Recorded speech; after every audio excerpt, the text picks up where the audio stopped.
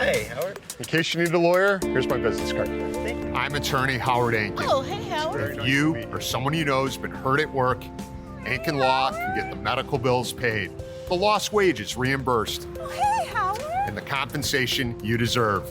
Hey, Howard. We're one of the largest filers throughout the state of Illinois of workers' compensation claims. We're here to help. Call 312-6-million. Injury law made personal, that's Ankin Law.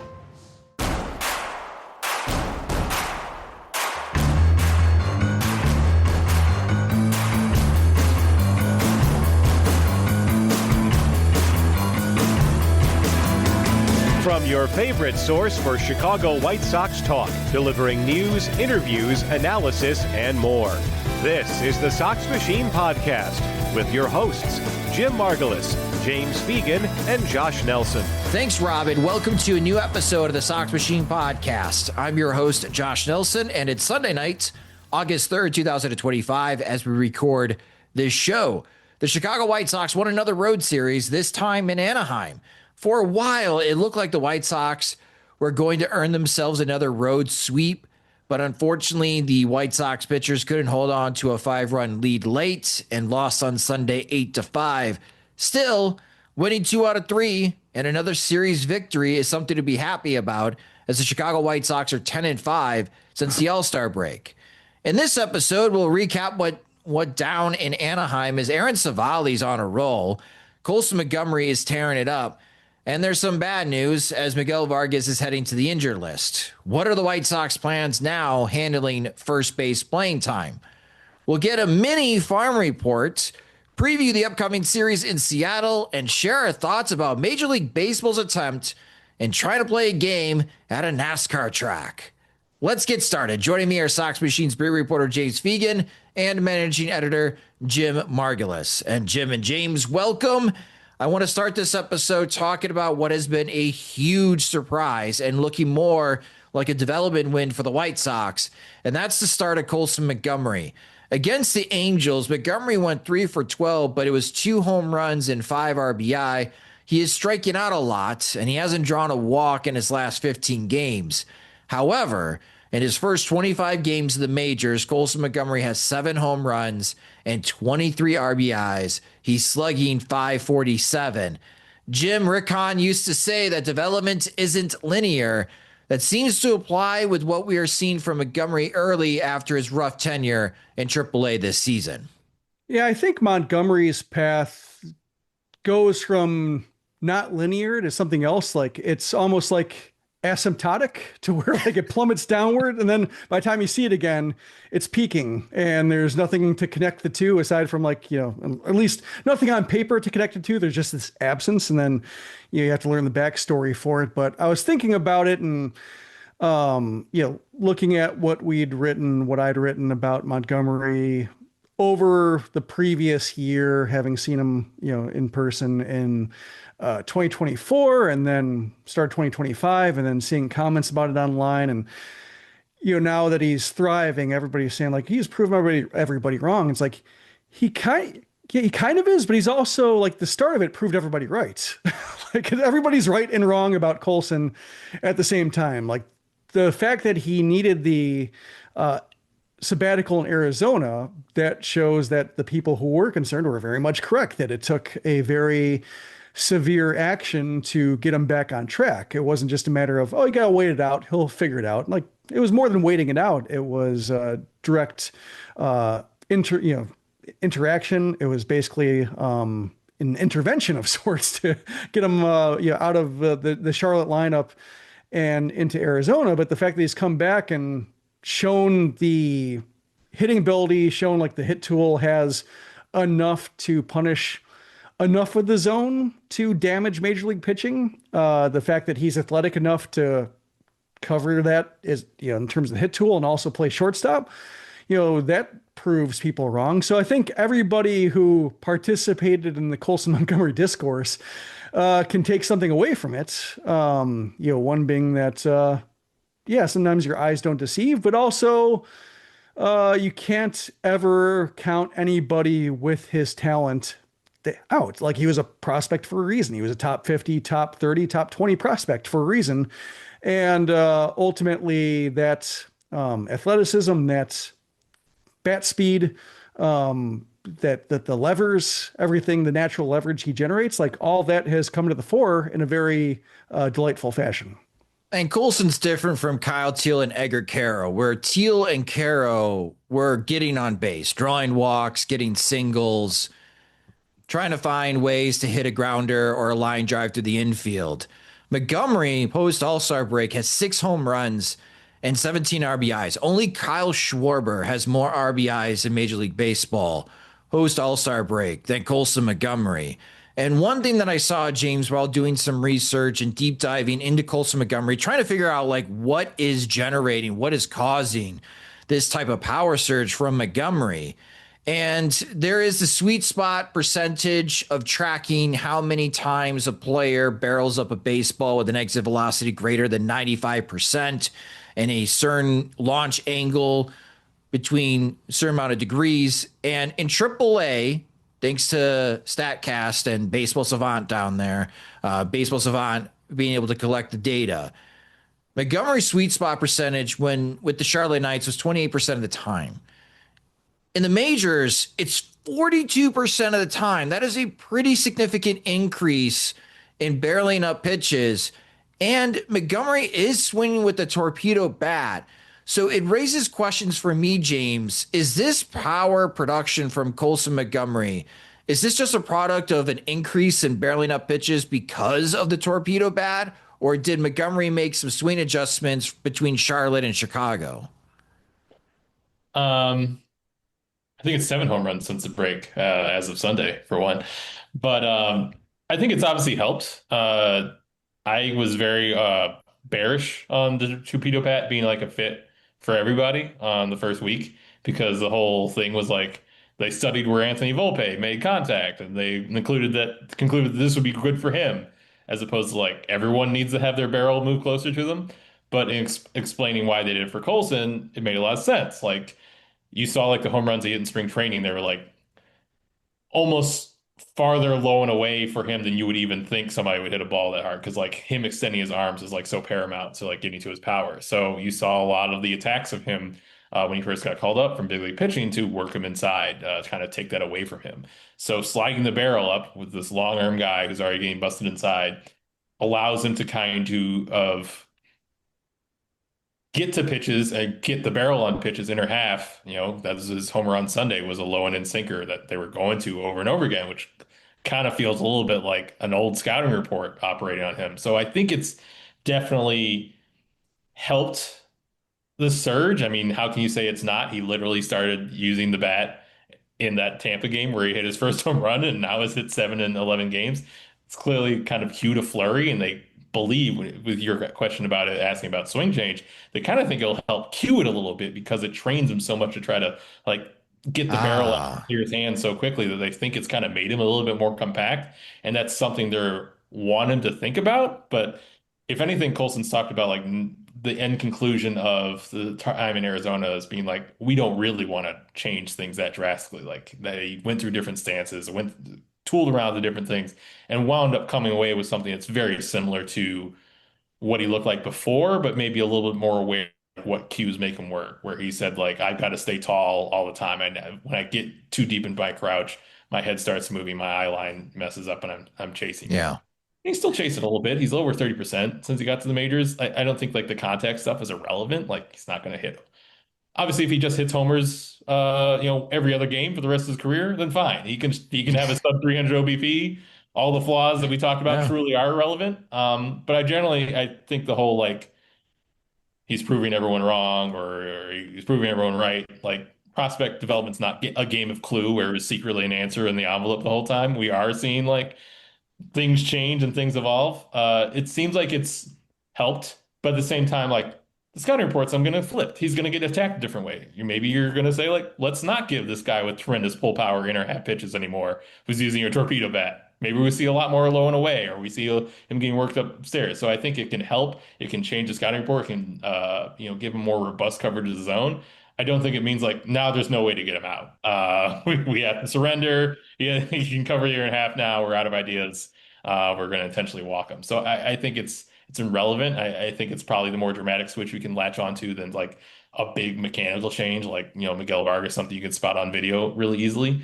I don't think it's the end all be all. I think there's still a lot of credit to just go to him and, his confidence and all the other things that go in the hitting. And I also think like there's little things under the hood that like he's a rookie, he's new. It's like his probably a month of at bats. I'll take.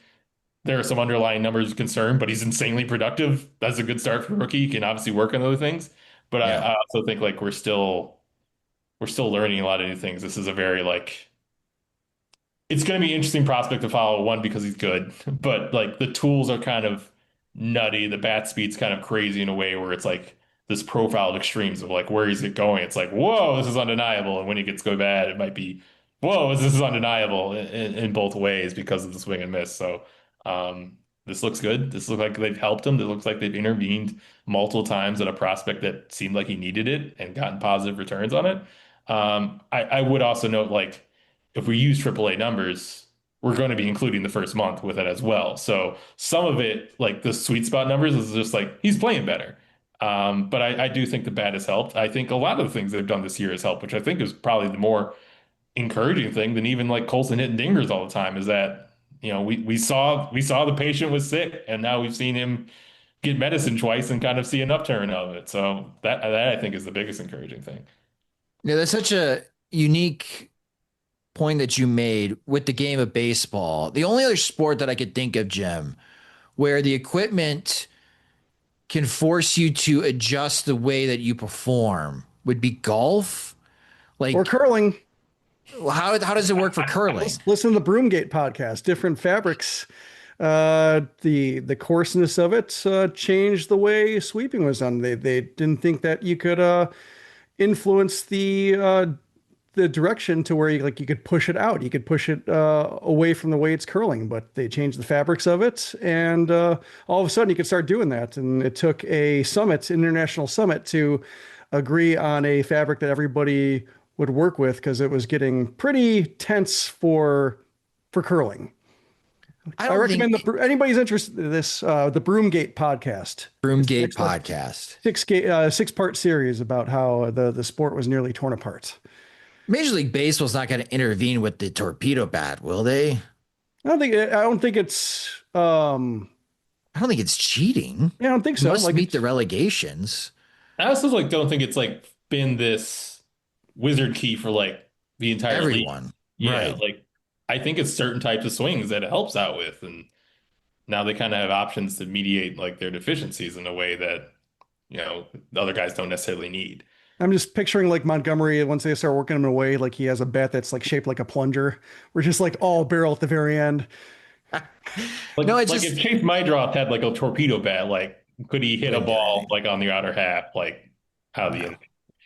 Because he'd be No. asking to hit it off the end of the bat all the time.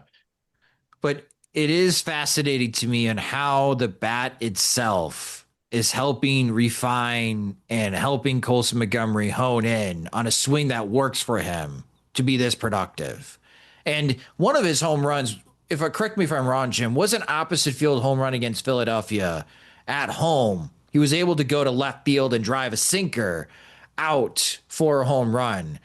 So to like James's point, if the countermeasure in the upcoming series against Seattle or even coming home in that homestand against AL Central opponents, if they're going to start throwing two seamers or velocity on the outside corner, I mean, some of these home runs that Colson's hitting, I'm not doubting his opposite field strength, but I wonder if that's some of the more variety of home runs we'll see from him in the upcoming weeks if teams do challenge him in the outside corner. And I wonder at that point if he'll be able to draw more walks. Like, I think one of the reasons he's striking out is because like they're coming inside. He has some issues still laying off back foot sliders or breaking balls down and in. So if they're coming in, perhaps he's geared up to swing that way. And so perhaps working away while it steals from his power a little bit. Perhaps it's a case where he can track balls better going away from him. And so he makes up for it with walks. So I think, yeah, there's going to be some weird growth spurts, I think, with his game. And when we were talking about Montgomery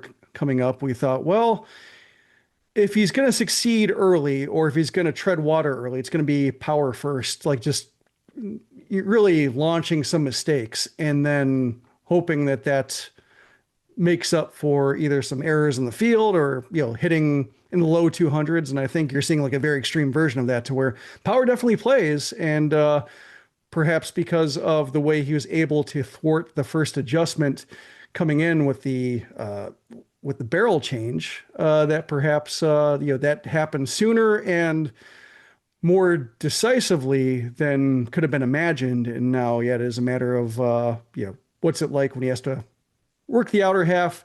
Can he lay off the pitches in the shadow of the zone? And I think he probably has a better chance of doing that than laying off pitches coming down and in. Well, it's a great start for Colson Montgomery. It's a big jump as far as power numbers.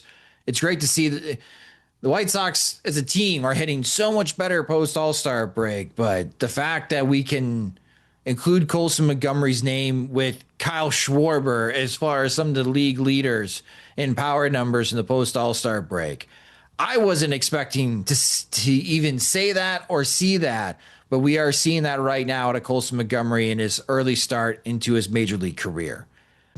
Learning a new language opens the door to new friends, new cultures, and maybe even a whole new life. So why not start the journey today? There's over a dozen languages available to learn at your own pace so you can achieve your goals with material tailored to your individual proficiency level, interests, and time availability. I'm finally learning French after taking classes in high school and thrilled to finish what I'd started years ago.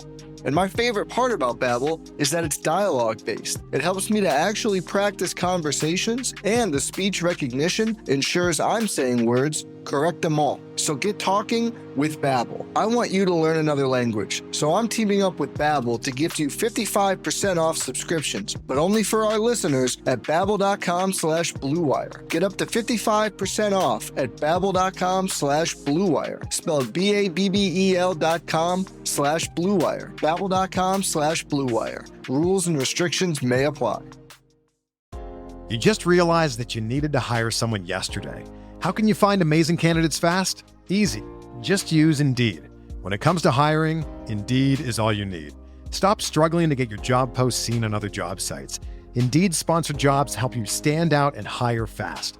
With sponsored jobs, your post jumps to the top of the page for your relevant candidates so you can reach the people that you want faster.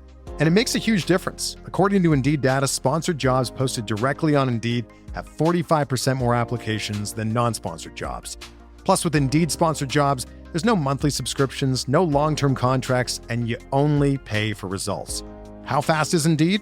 Well, in the minute I've been talking to you, 23 hires were made on Indeed, according to Indeed data worldwide.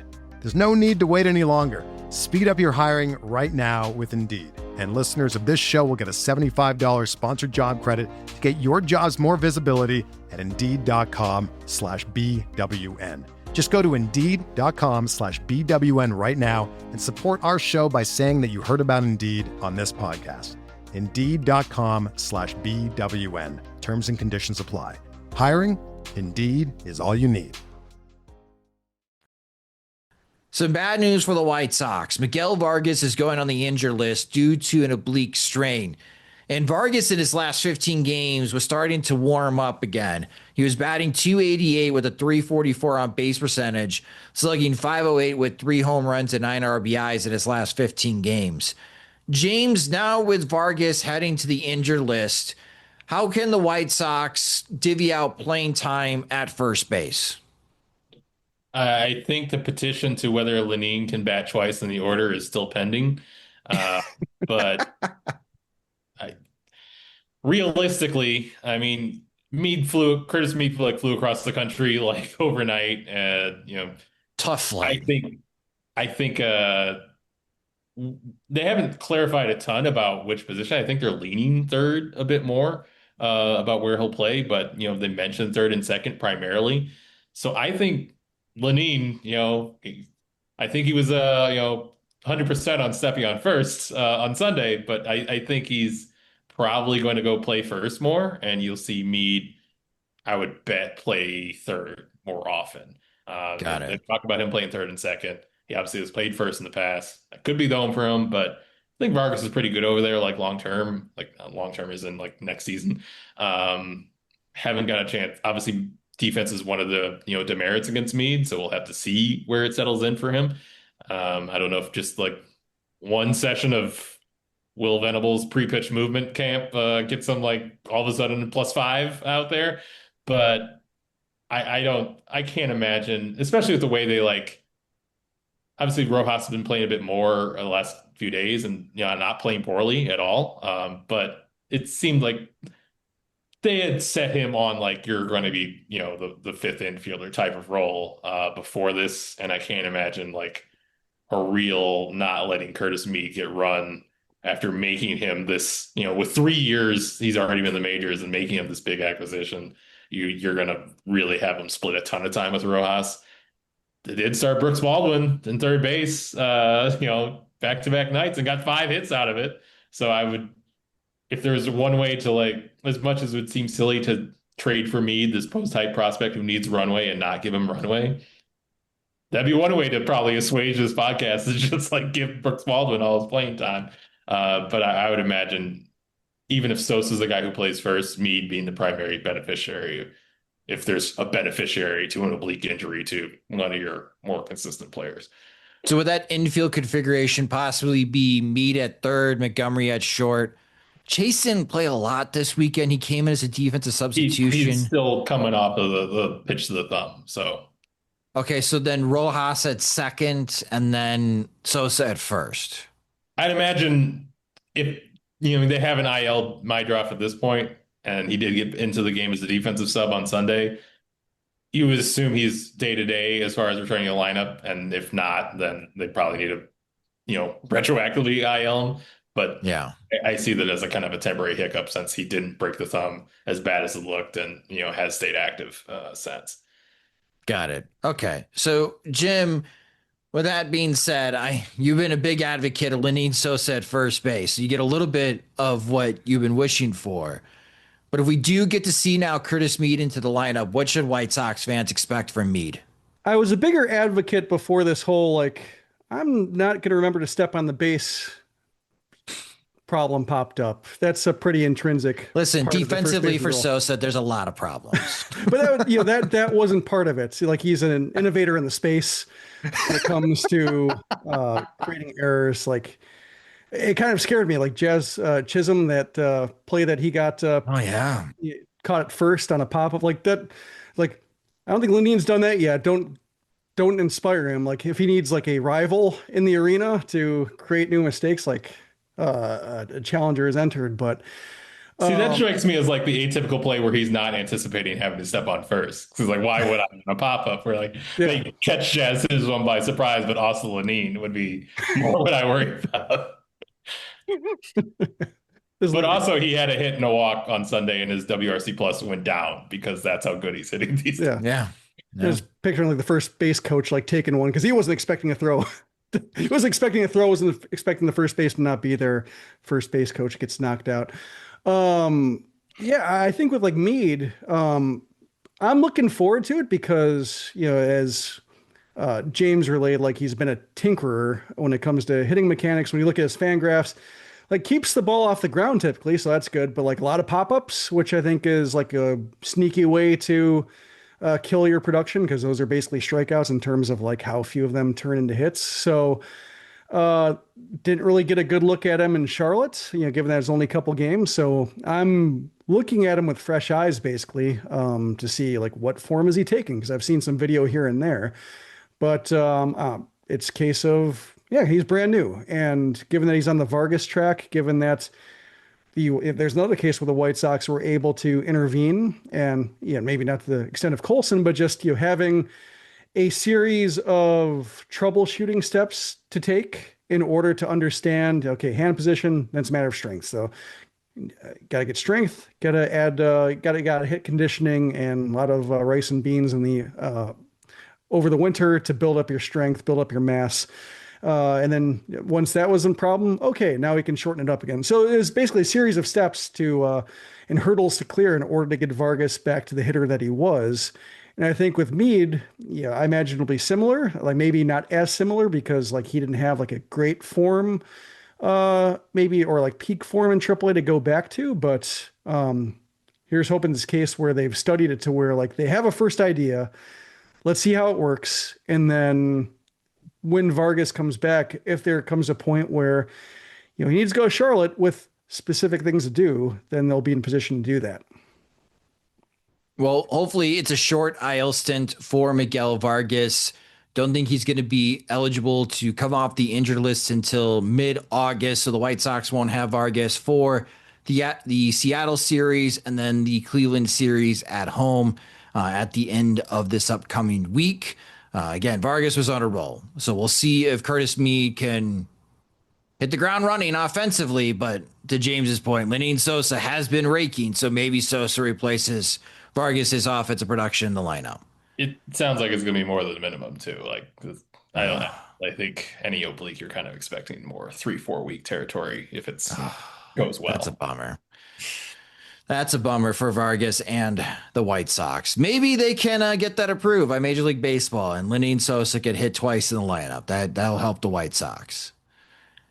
Now, also helping the White Sox, and this might have snuck up on you, in light of Andrew Vaughn lighting the world on fire, unless I'm watching him, Aaron Civale in his last 3 starts, 17 and a third innings, 0 earned runs. So he's got a bit of a not giving up earned run streak going on for the White Sox. Only 7 hits allowed in his last 3 starts, 20 strikeouts and 3 walks against the Angels over the weekend. Civale went 6 and a third innings, only allowed 1 hit. Scoreless, 2 walks and 8 strikeouts, and his 9 starts with the White Sox. It's a 3.56 ERA for Aaron Civale. This is more of an open thought because we saw Adrian Hauser, Jim, get traded within 10 minutes of the deadline, or at least the news was released that Hauser was dealt to Tampa Bay 10 minutes within the deadline. And post-deadline, we're just hearing GMs across Major League Baseball, Jed Hoyer, for example, in Chicago, that the price of starting pitching was too damn high. There's no way we would mortgage the future to meet the asking prices that these teams wanted for their starting pitchers. But I wonder if Aaron Civale keeps throwing like this in August for the White Sox, Jim, there has to be some contending teams regretting not taking a chance on him, right? Oh, maybe. I think right now when you see that, 2 of his 3 starts have come against the Pirates and the Angels, neither of which have an offense that, you think is going to light him up necessarily when he's fully functional. Perhaps they're not at that regret stage yet. But when you look at, the fact that he has been traded in previous deadlines and that, there wasn't a reason for the underperformance up until this point of just being injured, having a role switch with the Brewers, new team, ramping up, well, basically in the majors. Like, there was a reason why he was struggling. So, yeah, I think it's a case where he wouldn't get a postseason start necessarily, no matter how well he's throwing. So if there's a team that's on the cusp of like the wild card race and, they're not able to close the gap because they have like 2 holes in the rotation. Maybe Civale is that specific case where they could have met the White Sox price for one of those starts. But given just when you look at the league and how, at least in the National League, the wild card seems set as well. Like it's there's not much of the pennant races are better than the overall postseason races in the National League. I wonder how many teams would fit that bill of we needed one decent regular season starter. We were one decent regular season starter away from making the postseason. I'm not sure how many teams fit that bill or how many teams would tell themselves they fit that bill to where like they'd be kicking themselves. But certainly like a case where, Vaughn goes off and Civale, looks like early James Shields and the White Sox got him, then it looks like silly. And everybody loves making White Sox jokes and that's the easy one to make. But if Civale's pitching like he does over the rest of the season, I think the more pertinent point for White Sox fans is like, one, the White Sox weren't off in their evaluation of just jumping the gun once running to the phones once Civale made his trade demand of like, hey, we could use this guy. And, given the innings limits and possible injury concerns, everything else to navigate over the course of the final 2 months, nice to have a guy like that around to where you can basically give Will Venable a night to set it and forget it when it comes to pitch counts and everything like that, and just let him throw 100 pitches if he gets there, and needs to. And if he needs to throw an extra inning, let him try it. And if he gets thumped, he's probably going to be a free agent at the end of the year, and who cares? Well, to that point, James, is there any way that if Civale continues to pitch this well through August and September, does he become a target for the White Sox to bring him back for the 2026 season? Sure. I mean, I think they need. I would look at their starter mix and they don't need to overhaul it in the same way that maybe they needed where they're going to get the innings. Kind of wondering going into this season. But I think definitely one veteran addition would probably stabilize it, and Civale seems like relatively stable in terms of health and workload and the general range in which his performance has fallen into. Uh, I'm betting, especially if he pitches well down the stretch, he's probably looking more or at least angling for a multi-year deal rather than kind of the 1 year. Yeah.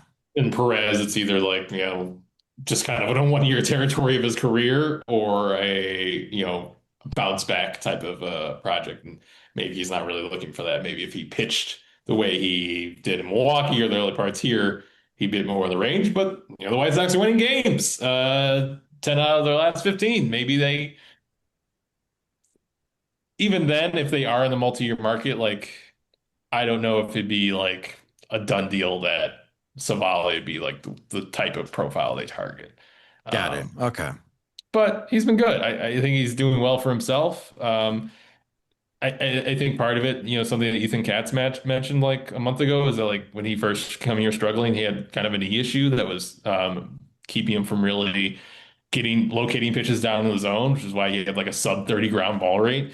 They both felt like he got a little bit farther away from it, but also the part of the breakthrough with the big curveball that he's been using is one, big curveballs look cool, but two, it's something he's been able to throw that gets down in the zone in a way that he wasn't able to get his sinker down there or his cutter as much as he's been able to recently. So I think they've kind of there's kind of a physical reason why he's pitching a bit better. And he also really his last 4 starts have been good. He kind of just messed up the first one because he had 5 scoreless and he was about to get out of the inning. He didn't cover first, and then he clearly kind of loses focus, and then grooves one, gives a big homer. But talking to him, he was very much this run really started before the All-Star break. I just kind of goofed it, and now the box score looks different. But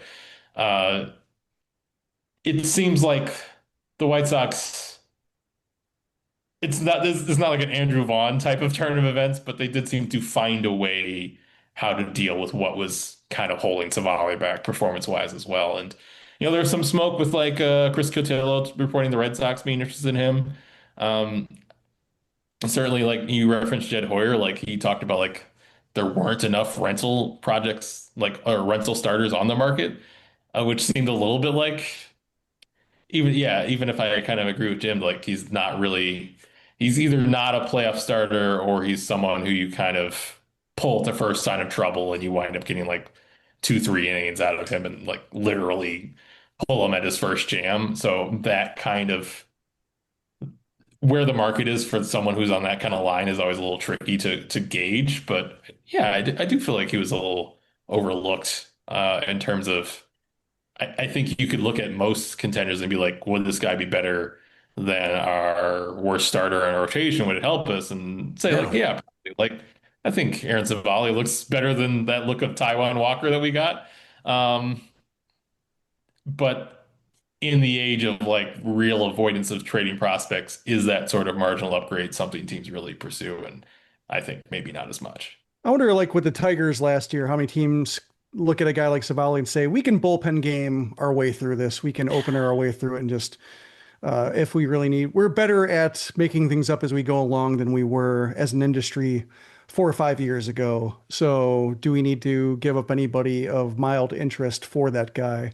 It could be a wrong thought. Just I'm curious, given the way that some teams have been able to paper over that kind of deficiency in recent years, might give them the confidence.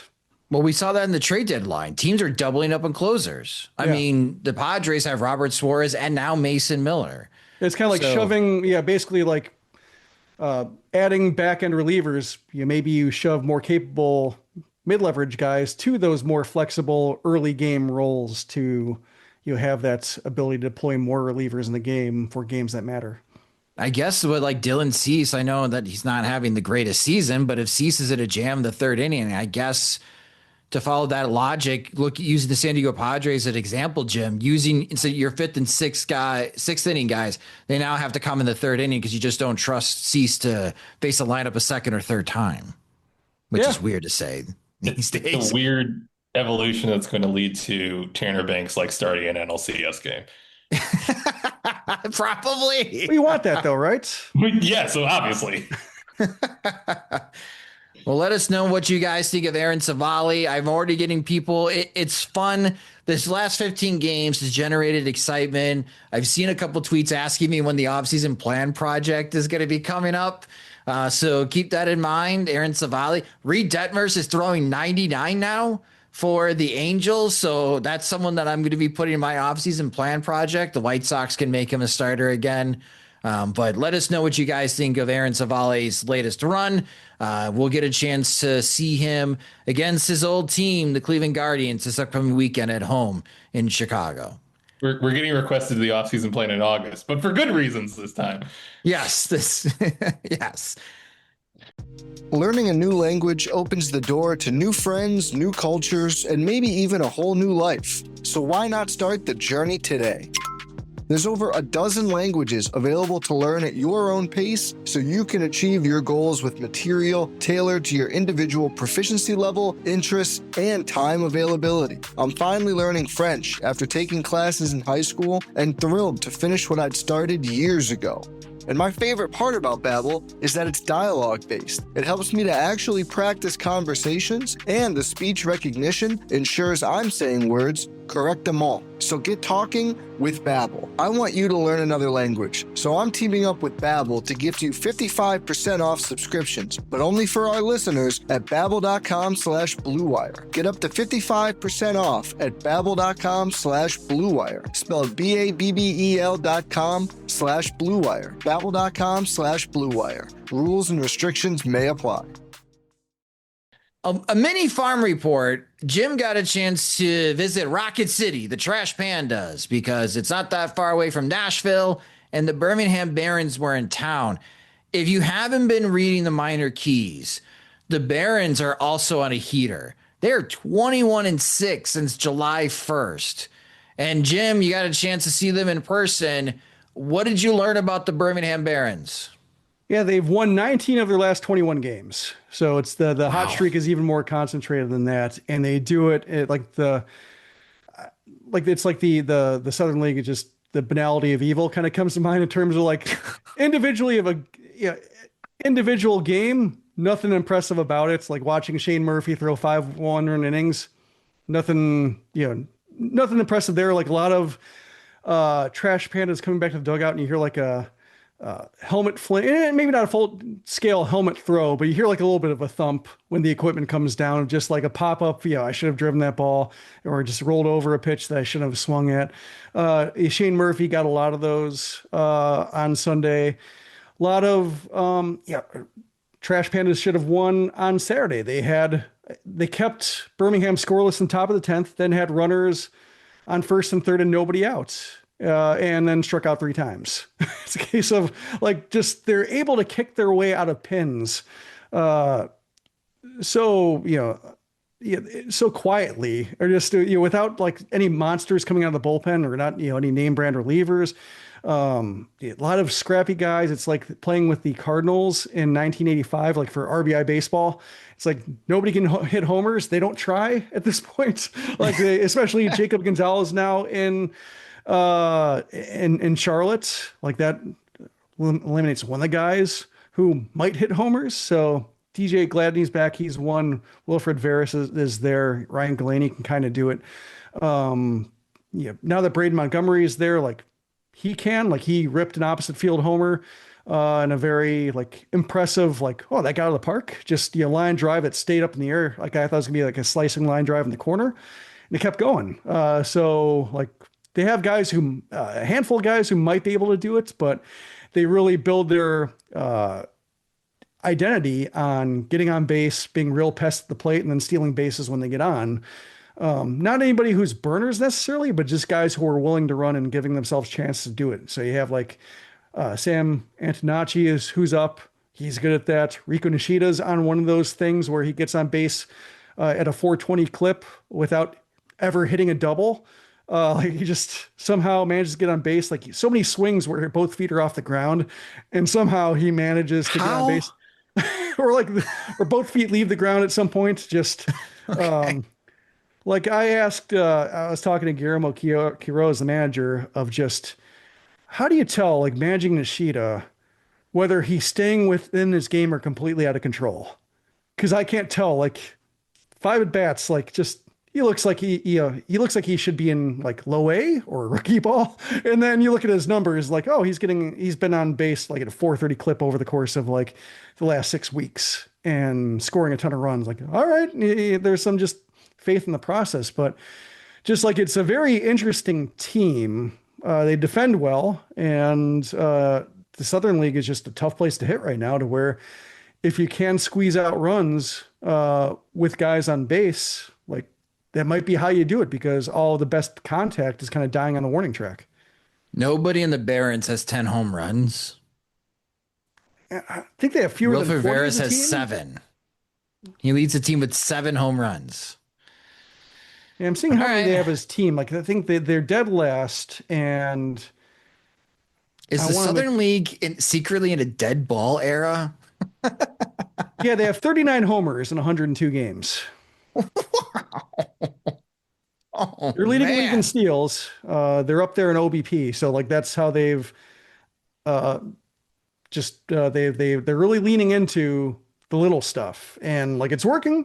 it's the results are fantastic. But yeah, like Braden being promoted was the reason I went, because I was planning on seeing him with Winston-Salem and Bowling Green next week. That's an hour north of me. And then thought like, oh, that sucks. Where's Birmingham playing? Oh, Huntsville. Actually, it's an hour closer than Birmingham is. So nice park. It's like a mini, to what I understand Atlanta to be, kind of like a minor league version of that, to where like it's in the next town over from Huntsville. It's right off the exit, and they're building all sorts of stuff around it, retail and restaurants, couple of hotels going up, all in this exit off I-565.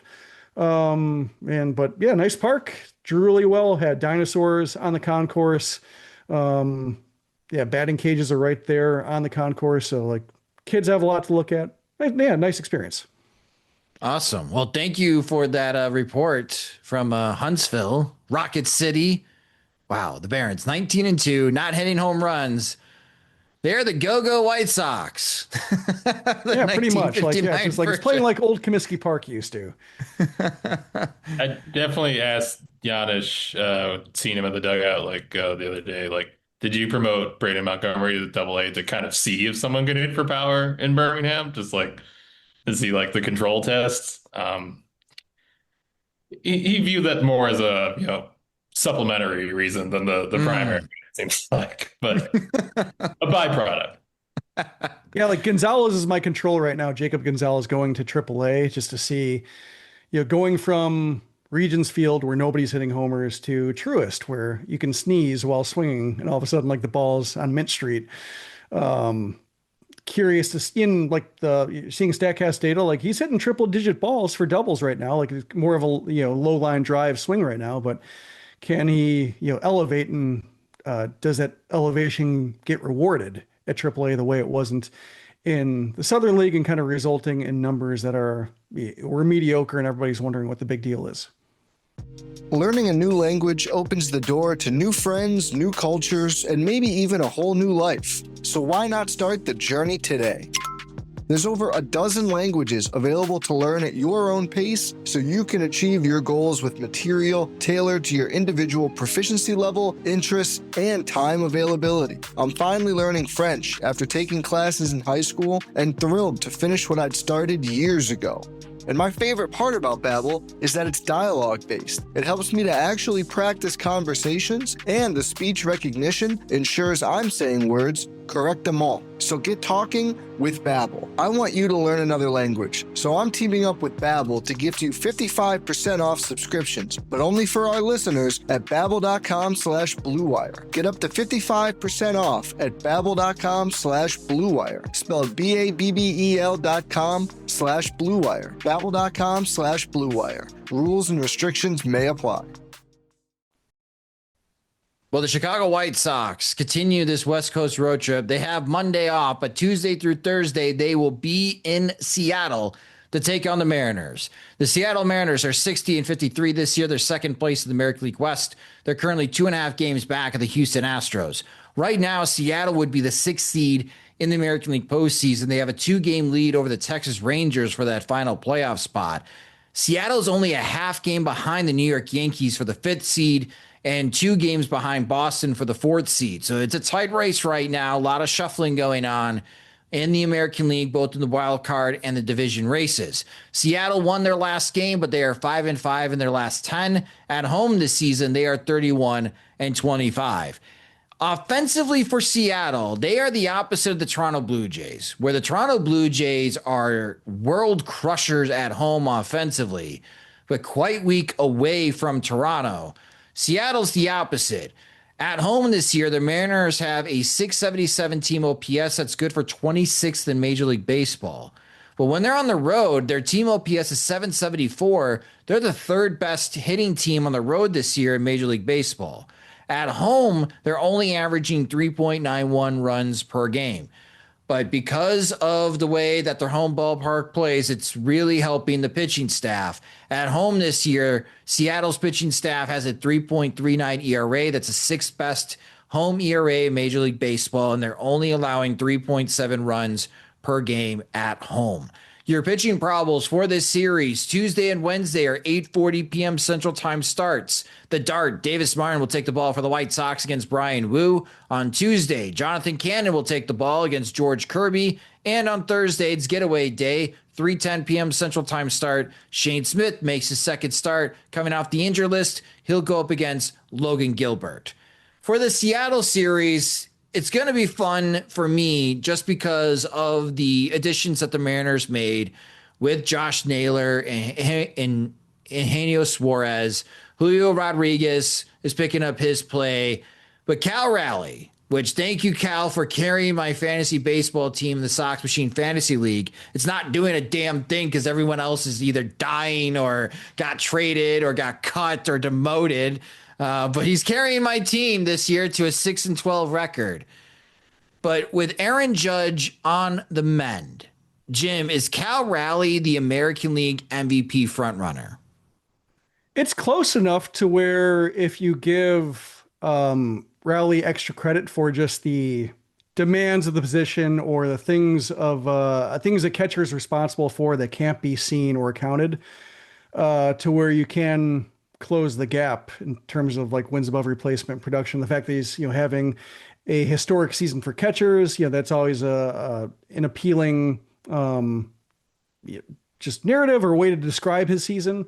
That certainly helps. Like if you're having one of the best seasons ever for your position in either league, as long as everything has existed, like that's a nice thing to say about somebody. And so I can see to where he would get some support. Also, the way like the Yankees have unraveled recently, to where if they're just a tire fire and everybody's got knives out for Aaron Boone because of just the creative ways they're blowing games, and like Judge comes back and he's not enough to offset it. Perhaps he gets credited for, or not credited, but he gets no credit for anything the Yankees do in the postseason. Maybe gets dinged a little bit because of just how unhappy everybody is with the Yankees right now, and like how special can you be if the Yankees are unraveling or playing below their expected talent level.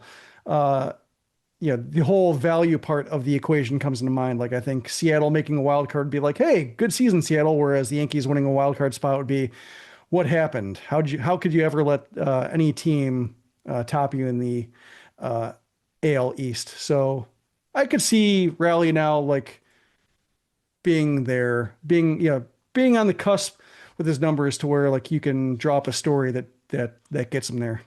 Yeah, Aaron Judge is still leading Fangraphs in terms of WAR. His weighted runs created plus is over 200 for the season.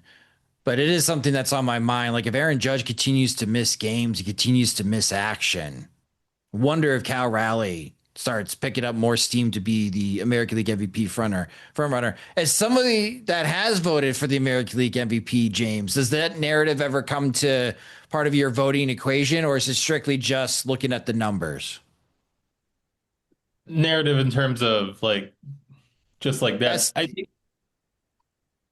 like for Cal Raleigh, like best hitting season we've seen from a catcher maybe ever. In the sense that not like that specific like landmark, but just my belief that like we don't have the ability to quantify like a value to a catcher like that well. Yeah.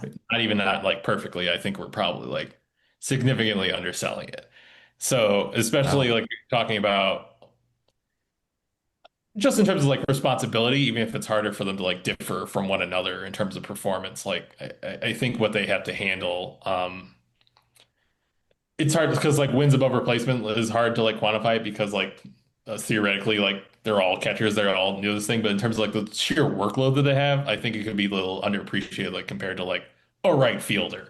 Um, and the fact that if there's a durability question between the guy who's catching like literally more than anyone else is catching in the league these days versus like someone who's already has like a much lighter defensive workload, then yeah, I'd be very receptive to it. Like not in the sense that like we need this MVP award to recognize the best offensive catcher season ever. Like we have words we can write about how that's worth memorializing without like giving a specific trophy for it. But I was already, I would probably be willing to consider Raleigh if he was within like two WAR of Aaron Okay. Judge, at least to some degree, based on like how much real credit is he getting for the positional adjustment. So if it's going to be something where they're kind of neck and neck, I think it'd be pretty easy to give the value to somebody who's got so much responsibility, both in terms of like what a catcher is asked to do, but also like in terms of like his role as the catcher on that team, who has like so much like authority as far as like pitch calling and game planning and just a share of the workload. So I could be very easily convinced to vote for Cal Raleigh. I haven't gotten my award assignment yet, but maybe that will spoil it. Having said that, Is Buster Posey the last catcher to win MVP that sounds right. back in How old 2012? Yeah, him and Mauer, I think. Yeah, those are the two catcher MVPs that come to mind of recent And notes. Posey was after Mauer, right?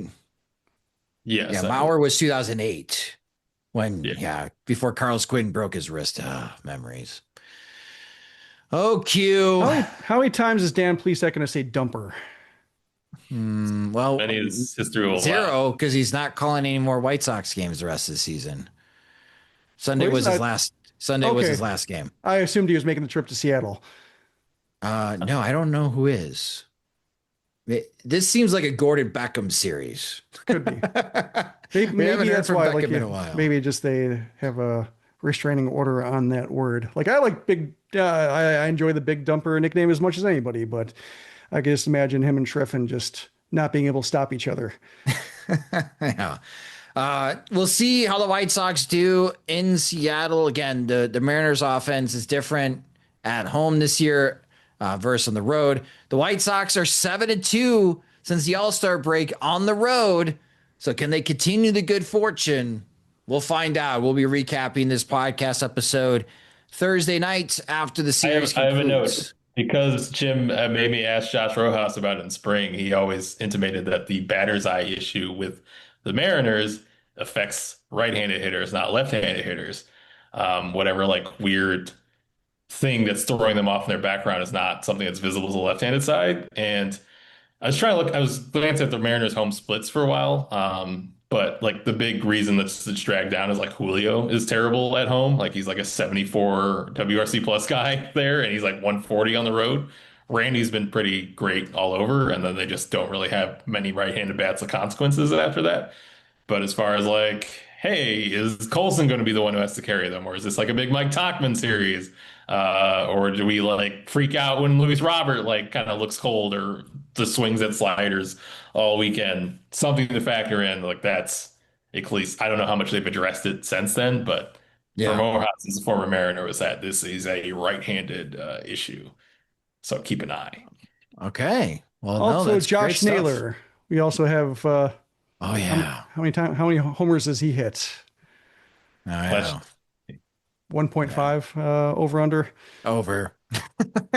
Jonathan Cannon's gonna have a tough day on he's gonna have a tough day on Wednesday. He's still learning. He's figuring out how to get lefties out. He's gonna see a lot of them on Wednesday. Again, we'll recap that series on Thursday night. And as we always do for our shows that are on Monday morning for you guys, we take a look around Major League Baseball. And it starts with the Bristol Motor Speedway. As Major League Baseball attempts to play a game at a NASCAR track, the Atlanta Braves won a suspended game over the Cincinnati Reds 4-2. Saturday was a complete mess. They started the game. It was already delayed. Then more rain came through in the area, so they had to suspend it, push it to Sunday afternoon. Like I mentioned, the Atlanta Braves ended up winning that game. James, how do you feel about Major League Baseball playing games inside of racetracks?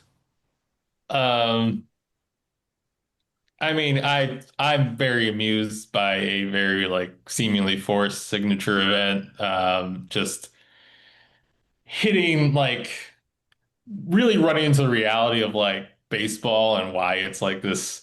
We do this every day, and then if we don't, doesn't the day isn't suited for it, go get them tomorrow type of setup and not conducive to these weird signature events. And so to see it blow up, even though if like, I kind of need the baseball industry to do well for work, brings me nothing but a smile largely. That said, I wasn't the person like covering it. That might change my feelings on it.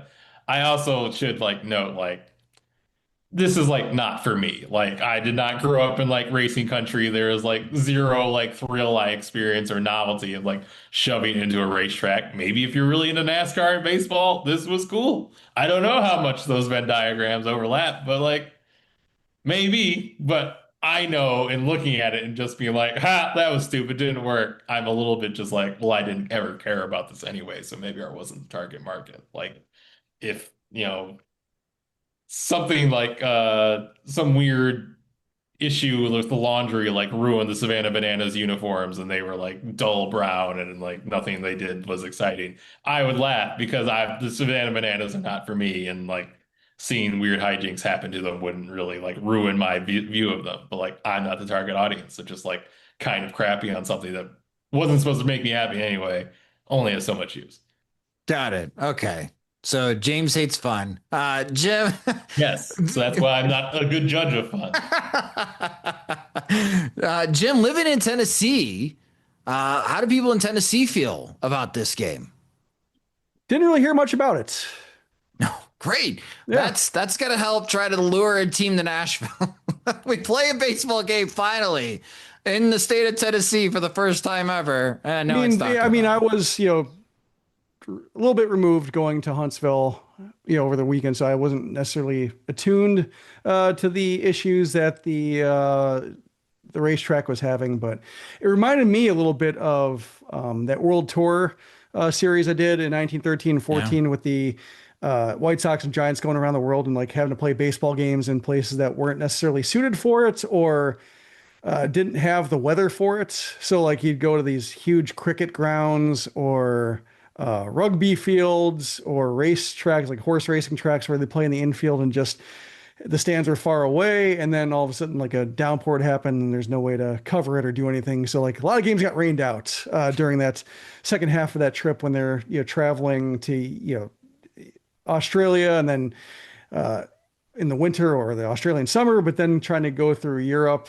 in February and just a lot of rain happening. So remind me a little bit of that in terms of, like James saying, like you have these baseball specific venues for a reason to be able to handle, respond quickly to weather when it happens, because you can try playing in slop, but it doesn't turn into like a very entertaining product. And then, especially now with so much more money riding on it, so many more careers riding on it, they're not going to have hazardous infields or mound situations, outfield slop to run through to where like somebody gets hurt doing that. It's a huge debacle. So this is only a minor debacle, like not a great experience, but I think I'd rather see the product return to baseball stadiums like Field of Dreams, baseball stadium, Rickwood baseball stadium, like they go Hinchcliffe or something like that, to where like drawing attention to baseball fields, then I think it makes a lot more sense.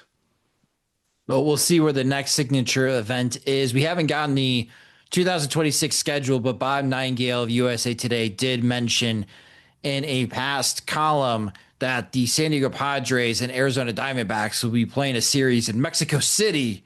So get ready for the overs. At the bottom of the Grand Canyon. The bottom of the Grand Canyon, yes.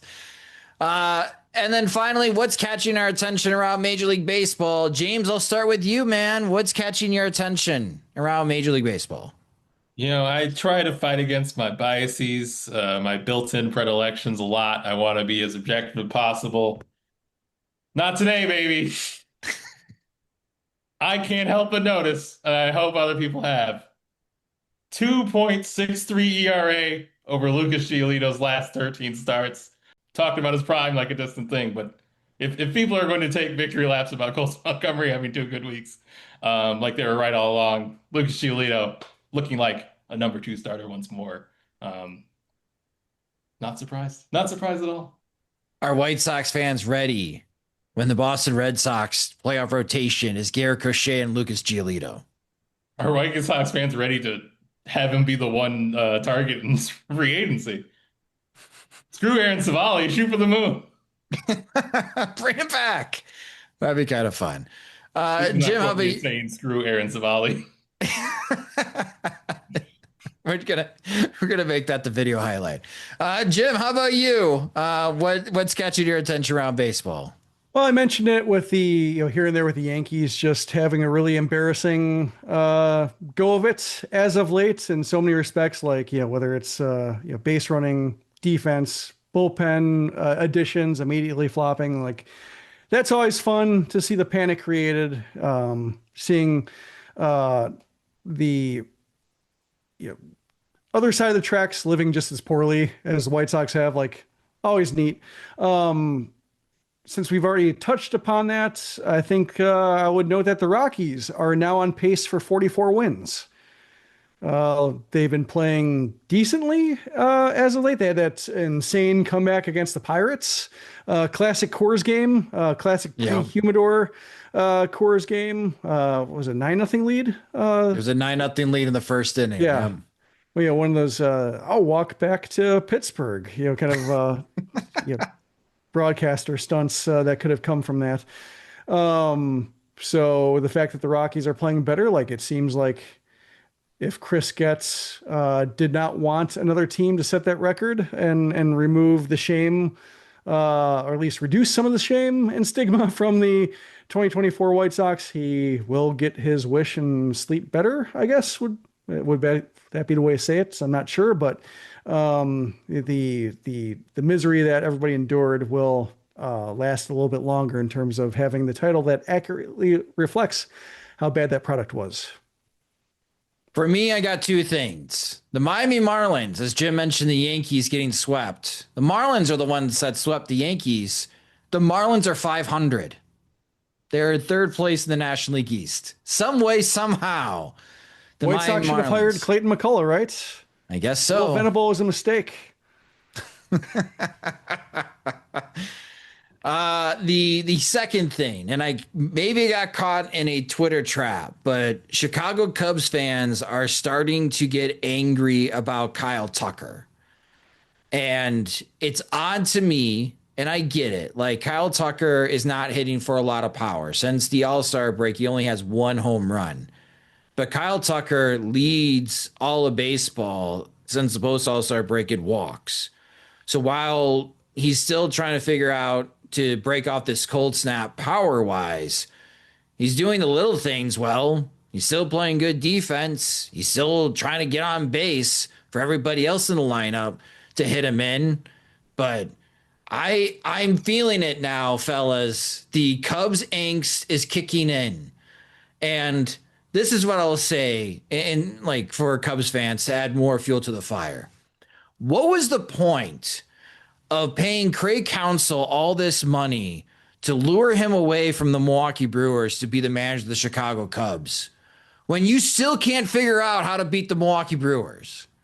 That's where the anger should be. And I think Counsell managed a really well series against the Baltimore Orioles. He made great decisions to help the Cubs win that series at home against Baltimore.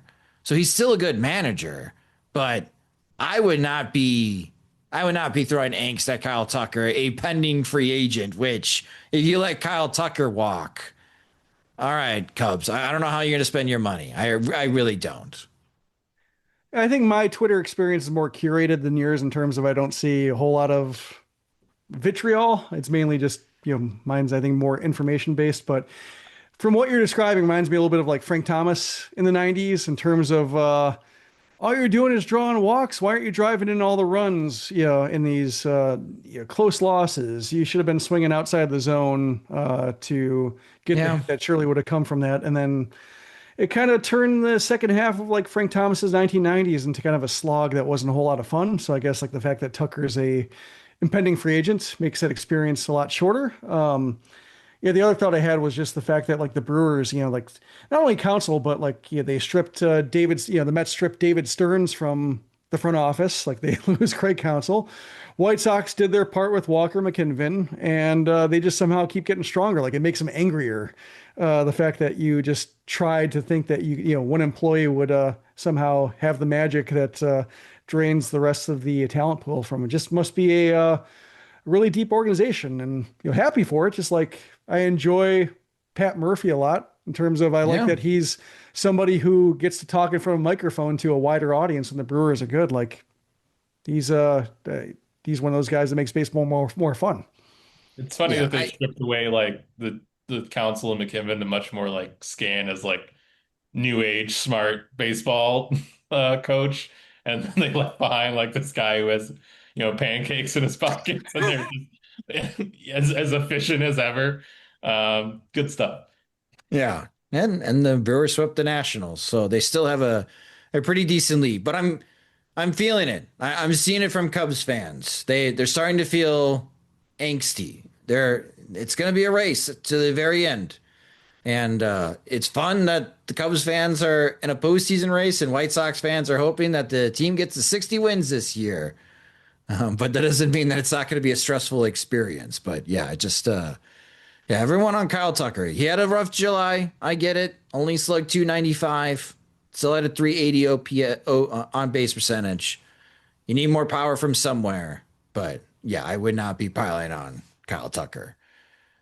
That'll do it for the. You have to be hot all the time. That's the rule. Well, I guess so. I guess so. That will do it for this episode of the Sox Machine Podcast. Thank you guys so much for listening. You can subscribe to the show wherever you listen to podcasts, such as Spotify and Apple Music. You could also listen and watch the show on our YouTube channel at youtube.com/Sox Machine. We also have other videos as well that you can check out on our YouTube channel. Follow us on social media. We're on all the platforms at Sox Machine. You can follow James at JR Fegan. You can follow me at SoxMachine_Josh. We are on Blue Sky. You can follow us at SoxMachine.com on Blue Sky. James is at jrfegan.soxmachine.com. I am josh.soxmachine.com. If you want full access to all of our coverage of the Chicago White Sox, you can sign up to become a Sox Machine subscriber at soxmachine.com. $5 a month gets you an ad-free version of both the podcast and the website and unlocks the comment section for you. We still have spots open in our group chat for the Veterans Committee. If you want to understand behind the scenes and we pitch you ideas, as soon as we get that 2026 schedule, we're going to be meeting with our VCs to making our plans for road trips next year. So if you want to be more involved with Sox Machine, we do have some spots available. Again, you can check out those subscriber packages at soxmachine.com. The Sox Machine Podcast is a production of SoxMachine.com. You're on for all things Chicago White Sox baseball and part of the Blue Wire Podcast Network. Alongside Jim Margalus and James Fegan, I'm Josh Nelson. Thanks for listening and watching.